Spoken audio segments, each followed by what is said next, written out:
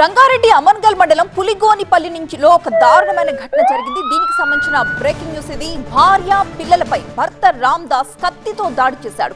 భార్య కవిత, 7 ఏళ్ల కొడుకు హర్ష ఈ దాడిలో అక్కడికక్కడే మృతి చెందారు.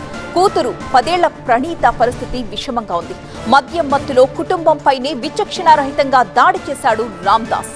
ఇంత దారుణానికి పాల్పడ్డ నిందితుడికి ఉరిశిక్ష వేయాలని బంధువులు డిమాండ్ చేస్తున్నారు. వాళ్ళ భర్త ఆ రోకల్ బండతోటి నిందుడు చంపిండు, పంచనామా చేస్తారు. అది చాలా ఘోరంగా ఉంది. ఇసుటోనికి ఉరి శిక్ష పడేటట్టు చేయాలి, లేకపోతే పట్టుకునే కొట్టి చంపాలని కాడికి ఉన్నాము. ఎందుకంటే ఇసుడు తాగబోతునికి ఉంచవద్దు, ఎప్పుడు తాగేది 24 గంటలు.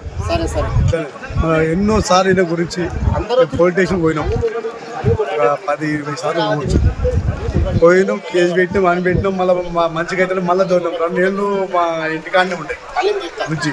అలా తండ్రి పెద్ద మనుషులు అందరు వచ్చి తొలికొచ్చారు. మంచిగా చూస్తాం, మంచిగా చేస్తాం, ఏం చేయడం